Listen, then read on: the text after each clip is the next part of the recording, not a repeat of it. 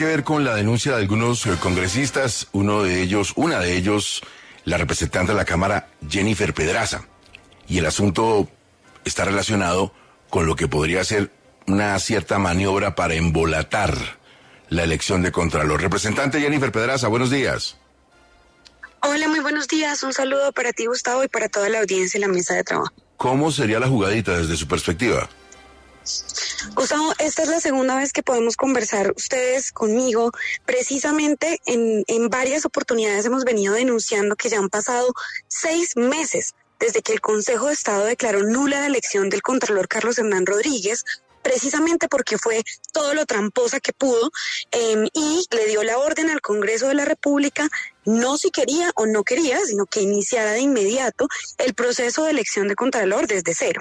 Desde ese momento, varios congresistas, especialmente de la bancada conservadora y algunos del Partido Liberal, han hecho todo lo posible para demorar este proceso, para embolatarlo, con el objetivo de que ellos tienen una expectativa de que la Corte Constitucional le devuelva a Carlos Hernán Rodríguez la Contraloría.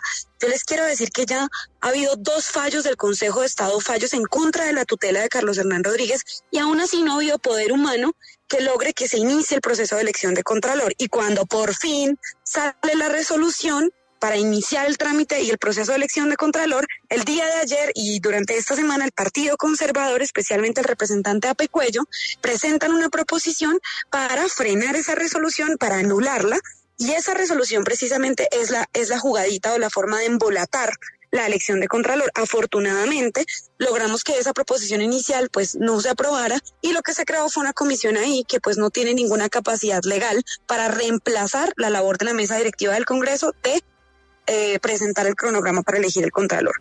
Aquí habíamos comentado sobre el escenario de que si salía, aunque no sabe uno que pueda resultar de ahí, si salía benéfica para el Contralor Carlos Hernán Rodríguez la tutela y el Congreso abordaba el nombramiento de un Contralor, podríamos quedar con 2 Contralores.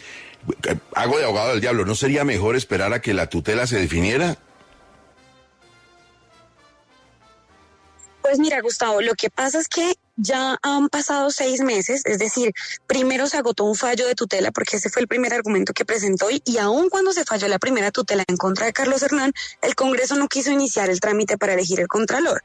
Carlos Hernán presentó otra se volvió a tramitar la tutela de Carlos Hernán en el Consejo de Estado, se volvió a fallar en su contra, y ahora pues están esperando que la Corte Constitucional pues falle en su favor. Pero a mí me parece que todo esto ha sido como la intención de dilatar y dilatar hasta que efectivamente, después de una reunión que se denunció por varios de sus colegas, entre los más poderosos de la política colombiana, estamos hablando aquí de Efraín Cepeda, Name, Felipe Córdoba, dicen que el lobby que se movió en la Corte Constitucional para que la Corte seleccionara la tutela de Carlos Hernán Rodríguez fue mucho. Entonces, al final, aunque si la Corte Constitucional decide devolverle la Contraloría a Carlos Hernán Rodríguez, a mi parecer esto sería pues primero un choque de trenes muy fuerte para el país entre el Consejo de Estado y la Corte Constitucional, pero además la Corte Constitucional tendría que refutar la jurisprudencia existente al respecto. Al parecer eso es lo que va a pasar. Al parecer la Corte Constitucional está dispuesta incluso a refutar y a ir en contra de los precedentes judiciales que ya ha creado la Corte Constitucional para devolverle la Contraloría a Carlos Hernán Rodríguez. Y para serles franca, en ninguno de estos casos se resuelve el vicio de fondo, el vicio del trámite, lo tramposo que fue su elección. Es decir, aunque la Corte Constitucional tome esa decisión, yo quiero que la opinión pública tenga muy claro que en ningún caso está fallando en contra del vicio de trámite. O sea, nunca están diciendo que no hubo trampa. Lamentablemente, otras cosas podrían surgir en el análisis de la Corte Constitucional para devolverle a Carlos Hernán Rodríguez la Contraloría, a pesar de que está aprobado el vicio en el trámite para elegir a Carlos Hernán, que les recuerdo toda la opinión, que fue que se inventaron una etapa adicional en el proceso, una entrevista con una valoración subjetiva de algunos congresistas para inflar arbitrariamente su puntaje, que quedara como el mejor calificado, y sobre la base de esa excusa, todos los partidos tradicionales y el pacto histórico votaron por Carlos Hernán Rodríguez. Ahora, ¿qué pasaría? En la pregunta que usted me hace, Gustavo, ¿qué pasaría entonces si la Corte Constitucional devuelve a Carlos Hernán Rodríguez? El Congreso tiene definido ya un trámite para eso, y pues quedaría al final Carlos Hernán Rodríguez y se suspendería el trámite de la elección de Contralor. Pero yo en ese caso estaría francamente muy decepcionada y muy desilusionada, porque lo que estaría pasando es que estaría primando un derecho de Carlos Hernán Rodríguez por encima del derecho de todas y de todos los colombianos a tener un Contralor elegido de manera transparente. Y el problema no es solamente la elección, sino que ustedes saben que cuando hay trampa de por medio es porque hay intereses para poner a ese Contralor y que no exista un control sobre los recursos. Hernando le quiere hacer una preguntita. Hernando, adelante. Sí, representante, más allá, obviamente, de las opiniones que le merece a usted, que me parecen ciertamente respetables, porque usted es una congresista muy seria, sí está a puertas de ese evento que pudiera ser perjudicial para la institucionalidad. Quiere yo decir que existieran paralelamente dos contralores. Y en ese caso yo le preguntaría, teniendo en cuenta, como usted bien señala, que ya la Corte Constitucional tiene eso en conocimiento, que además es órgano de cierre en materia constitucional, ¿no valdría esperar esa decisión de la Corte en el sentido que sea antes de acelerar un nuevo procedimiento para elegir un nuevo contralor?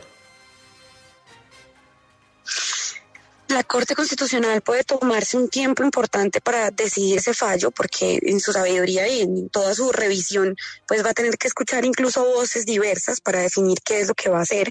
Pero lo que yo quiero mostrarles es que no vale la pena solo enfocarnos en la proposición de ayer. Esto ha sido una decisión sistemática de los partidos tradicionales por atornillar en su cargo a Carlos Hernán, y si al final, digamos, la jugadita le sale, pues bueno, le saldrá y Carlos Hernán volverá a ser el contralor. Pero para ello han tenido que dejar a Colombia ya, digamos, si la Corte toma la decisión alrededor de marzo, que es lo que se estima, casi que habría pasado 11 meses desde que Colombia se quedó sin contralor, y lo que estuvieron haciendo todo este tiempo fue jugaditas para dilatar la elección de un nuevo contralor para esperar el fallo de la Corte. Es decir, yo voltearía las cosas. No es que el Congreso espera que la Corte tome la decisión, sino que por el contrario, esperando a que la Corte seleccionara la tutela de Carlos Hernán, tuvieron al Congreso detenido, dilatando la elección del próximo Contralor, porque sabían que eso iba a hacer más difícil la decisión de la Corte. Al final creo yo que si la Corte Constitucional toma esa decisión y Carlos Hernán Rodríguez sigue en su cargo, pues esto sería un triunfo, a mi parecer, de esos partidos que han hecho todo lo posible para que no se cumpla el fallo del Consejo de Estado. Fraile, usted tiene una inquietud sobre un tema diferente antes de despedirnos de la doctora. Representante, es que usted ha sido una voz importante en la discusión de la reforma a la salud en el Congreso, y el presidente Petro en uno de sus trinos sugirió que usted estaba al servicio de los intereses de las EPS. Incluso también gente de la bancada del Pacto Histórico hizo unos señalamientos muy fuertes en su contra. ¿Cómo lo tomó? Lamentablemente ese ha sido el tono que ha tenido el presidente Gustavo Petro y gran parte de su bancada con las voces críticas de la reforma a la salud, pero no con cualesquiera voces críticas, con las voces que venimos de la independencia. El gobierno ha tomado una decisión de asfixiar, de ningunear, de maltratar a las voces alternativas que incluso votamos por el presidente Gustavo Petro en la segunda vuelta, como fue mi caso, cuando sencillamente no queremos ser un cheque en blanco o señalamos algunos aspectos que valdría la pena subsanar en la reforma a la salud, o hacemos críticas frente al articulado final de la reforma a la salud.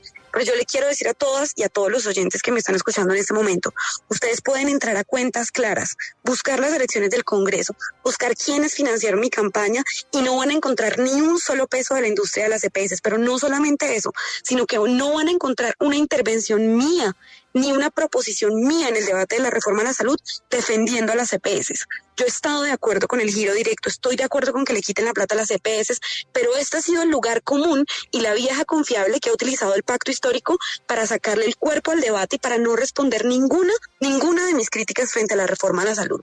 Siempre con la calumnia por medio, siempre tildándonos de uribistas. Yo no soy uribista, marché en contra de la Ley 100, rechazo la privatización del sistema de salud, pero lo que la reforma a la salud plantea para reemplazar este modelo es insuficiente, es desfinanciado, es en un tiempo de transición de 2 años, lo cual puede poner en riesgo la prestación de los servicios de salud, y eso fue lo que no le gustó al presidente que dijera. Entonces, pues la fácil es tildar a todo el mundo de vendido de las EPS, así sea mentira, o de uribista, lo cual también es falso. Ahora, el presidente pues se reunió con el expresidente Álvaro Uribe. O sea, Petro se reúne con Uribe, pero los 12 representantes de gobierno o independientes que votamos por él y que le pedimos una reunión para explicar nuestras críticas a la reforma a la salud, lo único que recibimos de respuesta es su maltrato y sus calumnias. Representante Pedraza, muchas gracias, como siempre, muy amable. Buen día para usted. Muchas gracias a ustedes, un abrazo.